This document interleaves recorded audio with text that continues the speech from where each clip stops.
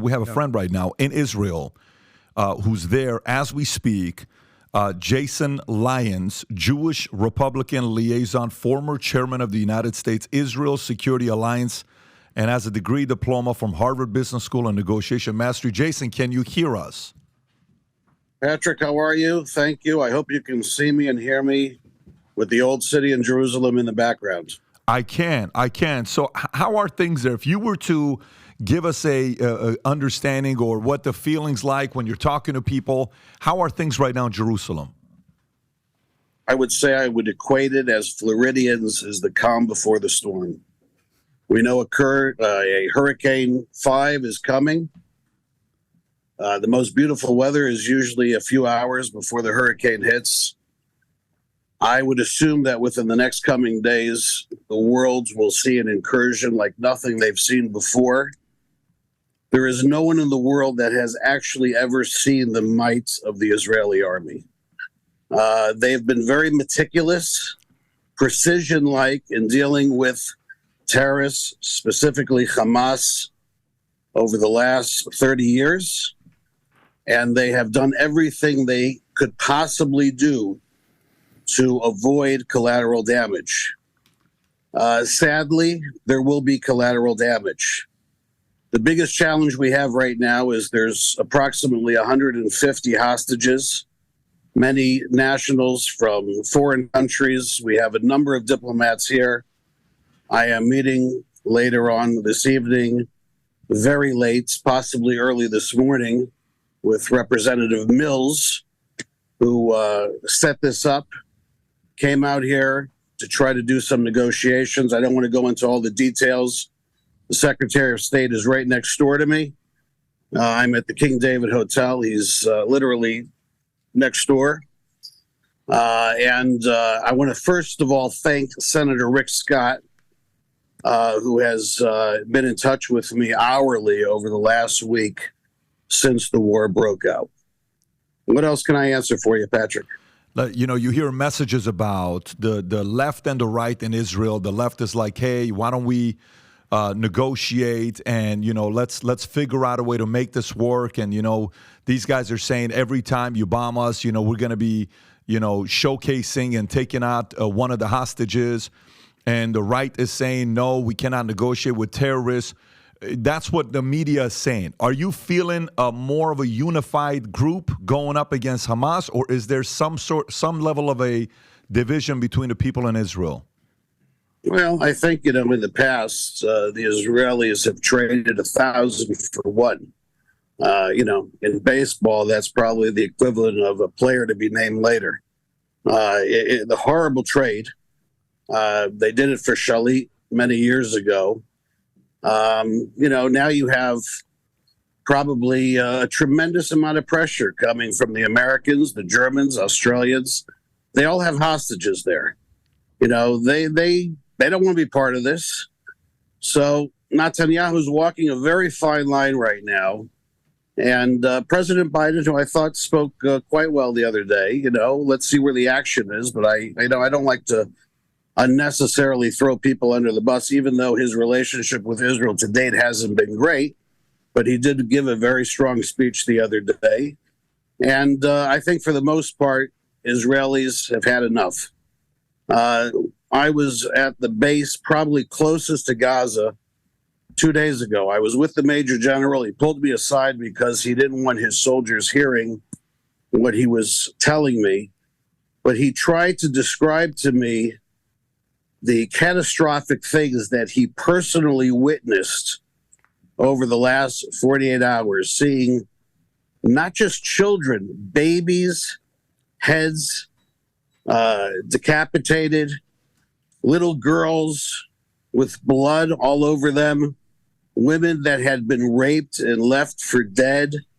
These are things that you only see in the movies, and they get a very lousy rating, like a rated R rating because of the violence. I mean, we have never seen, other than maybe some of the things that ISIS have done, the barbaric actions of animals. I can't even call them human beings. I mean, who burns babies to try to make a point. And I think one of your guests on the show, as I was logging on, mentioned about the vote. There's no vote. Hamas hands you a ballot, and there's a machine gun pointed to your head. This is who you need to vote for. So it's a complete sham of a vote. These are the worst people in the world, and they need to be completely eradicated. Because of the hostages, it's complicated right now. And I think the reason why the Israelis haven't gone in yet is because they're trying to do everything they can to secure the release of these hostages. And the United States, who's now sent a second aircraft carrier, is making sure that the Americans get out as well. So that's the situation right now, the left and the right. There's nothing that unifies this country more than a common enemy. And that's what you have right now. And Hamas, as terrible as the things they've done over the last 4 days, they were able to do something that no politician has been able to do over the last 70 years in this country. Unite them. So kudos to Hamas for waking up the sleeping giants. Jason, this is Adam. Thank you for your perspective. You talk about the calm before the storm, where the IDF is getting ready to attack, I presume, and go full force. You talked about the barbaric nature and the barbarism of Hamas. What can the people that are not familiar with how IDF operates learn? Meaning, allegedly, they sent 3,000 texts to Palestinian citizens urging them to leave. They've dropped leaflets. They've dropped food before. They do what is called, I believe, roof knocks that's saying, hey, you've got 5 minutes to vacate the building because we've identified this building as a place that a missile came from. So meaning they're trying to limit civilian casualties, whereas obviously Hamas will gladly rape and pillage whoever they come across. What should the world know about how the IDF is operating to save civilian lives? Well, I think you're going to see a new playbook. And I think a lot of Palestinians are going to get killed. There's nowhere to go. It's a little unfair. You have an ocean on one side, a sea. You have Egypt, which was letting in at the most 2,000 a day. And then, of course, to the north, you have the Israelis. There's nowhere for the Palestinians to go. This is a horrible situation. One of your guests eloquently put this, that Hamas put the Palestinians in this pigeonhole right now. This is a terrible situation, but they crossed the line. And as I mentioned before, precision went into all of the killings of Hamas leadership over the last 20 years. And I'm afraid that precision is going to wane over the next couple of days. And the collateral damage will be heavy. And another one of your podcast members, I think, also mentioned something to the effect that, what can they do about it? Well, I think the Israelis value life as much as any nation in the world. And I still believe, even though there will be some collateral damage, the Israelis will do everything possible to minimize the collateral damage. Quick follow-up. You sort of said that you might want to start buckle up, brace for impact, because civilian casualties might be possible, maybe even unavoidable. There's winning the actual war, then there's winning the PR war. Mike Baker mentioned how good the Hamas is at PR and spreading their basically lies. From a PR perspective, why would Israel want to kill civilian lives, even if it's unavoidable? They don't want to. The problem is they're all entangled with each other. I mean, up until 4 days ago, they were using the Palestinians as human shields. That means that they're shooting thousands of missiles, and the Israelis know where the missiles are coming from. So the reason why the Israelis don't take out those installation systems is because they're surrounded by Palestinians. Now, they upped the game. They took 150 Israelis / semi-Israelis, and they've put them in those places. So now you got to think twice before you take out these rockets. And that's the quandary that they're in right now. Mike, Vinny, any questions? You guys good? Yeah. What have you heard? It's Mike Baker, Jason. What have you heard about Egypt's willingness, perhaps, to allow Palestinian refugees to cross into Egypt? The numbers were low that I heard. It's possible that Sisi will get enormous pressure from the United States. He might get a boatload of money for accepting them. That's something that's, there's back channelings right now that are going on with the Egyptians for that very reason. There's a lot of back channeling going on with the Qataris right now. They spent $200 billion on the World Cup, and that money could go up for smoke real fast if they don't play ball with the United States. The United States has a relationship with Qatar, but it's one of these mutual beneficial relationships. We have a base there, and we tend to look the other way. It's hard to look the other way when the leader of Hamas is living in a palace and has refuge in that country. And I have a very good relationship with the royal family over there, and they're not happy about the situation either. But things are, let's say, in the works of trying to do something to alleviate their pressures. And Jason, this is Vincent. God bless you, and I hope everything is you stay safe and everything goes good over there while you're there. A couple of days ago, the ex-head of Hamas, Khalid Mashal, called for tomorrow, for Friday the 13th, to be an international, basically a day of terrorism. How much do you think that we should heed to his warning, and what is the security apparatus on high alert where you are? Because, obviously it was caught, with its pants down necessarily. But how do you think, how serious is this warning from Khalid Mashal? I think anybody that kills babies and throws them in fires, I would take their threats fairly seriously.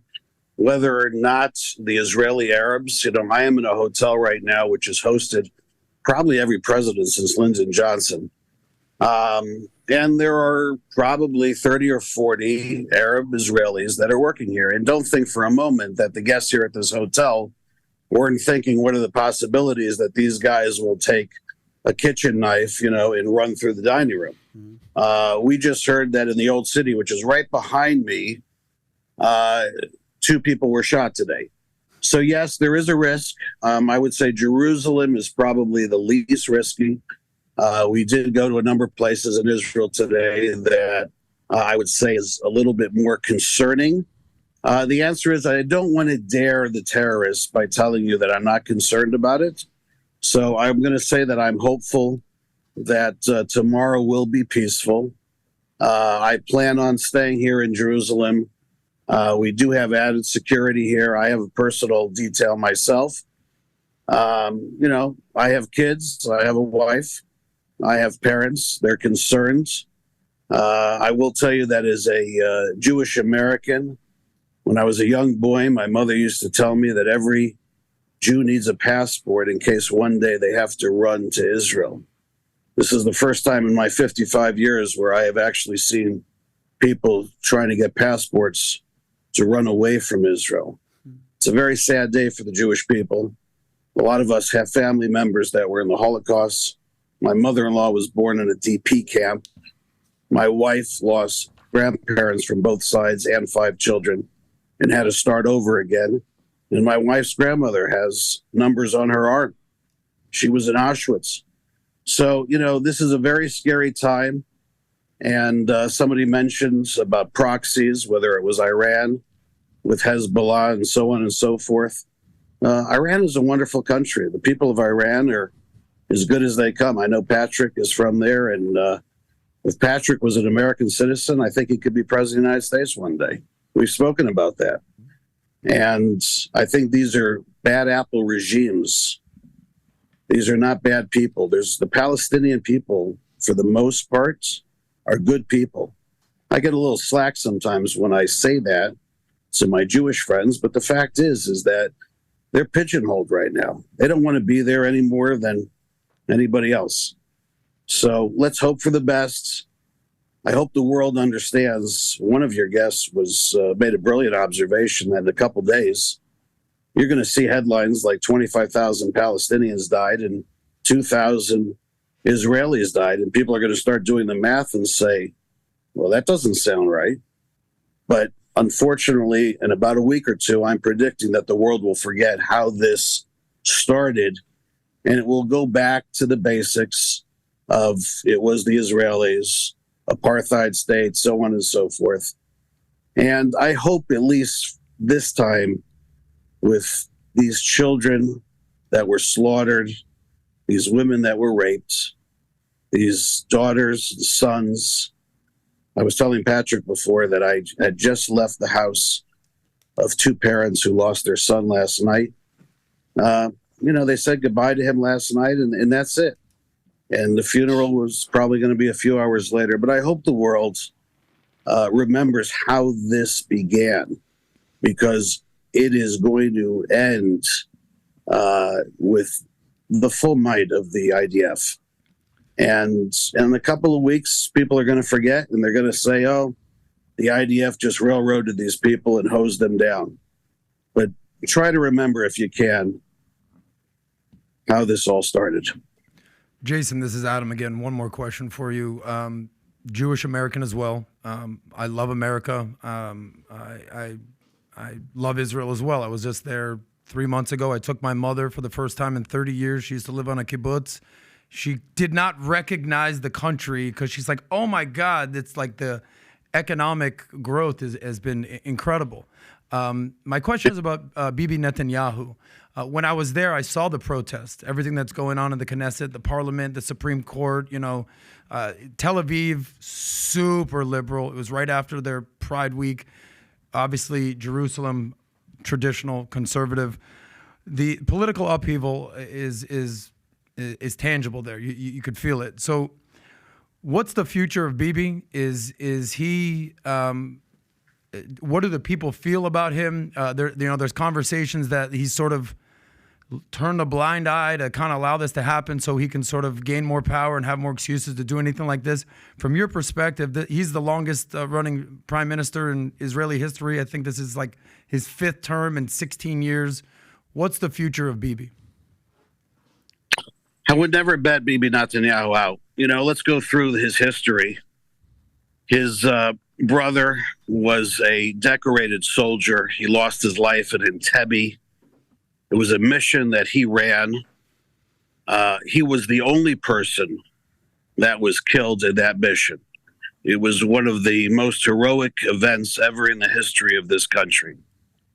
Whether or not he got a head start because of the name recognition, he's a brilliant person, Bibi. MIT. He was United Nations ambassador. He won an election against Perez. I offered him a job once as a headhunter many years ago. He was out of work for a while. We met in the David Citadel. And I remember he told me that the winds can change very quickly in Israel. And that's been his career. His career has had some ups and downs, but you're 100% correct. He's the longest standing prime minister. He just passed his 16th year, which is, I believe, 3 more years than any other prime minister since 1948. And Bibi is in a quandary right now. They're trying to go after him, trying to indict him. Whether or not you believe the indictments are real or bogus, he has had no choice because he himself is pigeonholed to try to change the Supreme Court ruling. So that has caused problems. It's caused a lot of issues with venture capital money that would flow into Israel as well. The liberals are not too happy about it. And there was a tremendous amount of division in this country up until the war started a couple days ago. My guess is that, is he completely responsible for one piece of offense around the entire country that was breached? I mean, that's how they got in. At the end of the day, yeah, I guess the buck stops with the CEO of the company, but there were probably several people between the foot soldier and the commander in chief that dropped the ball on this particular one. I think over time, there will be investigations how this happened. The Israelis are embarrassed, the same way the United States was embarrassed in September 11th. How did that happen? But we tend to rally around our leaders during wartime, and Bibi is a survivor. He's lost family members in war, and I think he's earned a certain amount of respect, similar to a Gold Star family. And my prediction is that he'll be okay in the end. And I think the Israelis will rally around him. I'm happy that they were able to do this unity government in the 11th hour. And when Israelis unite, they're extremely powerful. So that's what Hamas is going to be up against, a united Israel over the next couple of months. And I think when this is over, you'll have a similar outcome to ISIS, where they will totally wipe out. You'll be able to Google Hamas and it just won't exist anymore. It'll say something like a former terrorist organization. And the hopeful outcome that will come out of this. Jason, appreciate your time. Be safe, and I will reach out to you after this podcast is over with. Again, thank you for your time. Patrick, thank you as well. Be safe, my friends. Yes, sir. Take care. Thank you. He's in the thick of it. He's in it. He's in it right now. Mike, what did you think about what he said? Well, first thing is, and this is going to sound really cynical, and we've heard this from others. They're going to smash Hamas. They're going to destroy it. They're going to annihilate it. Look, I spent a lot of time in counter-terrorist operations, and that's not how it works. It's not a zero-sum game. So you can degrade and you can mitigate risk and you can remove certain targets, but there's some underlying issues here that creates this bottomless well of potential new recruits, right? And it's just. I worry sometimes when they say, okay, Netanyahu said it again today. We're going to crush him. We're going to destroy him. We're going to. It's. I don't know. Call me cynical. It's not possible. Why not? Look, ISIS still exists, right? I mean, he referenced ISIS, say it's going to be just like ISIS. Well, former, whatever. Yeah, it's ISIS is still there, right? And they're trying to reconstitute, and we can. I'm not saying you can't do significant damage, right?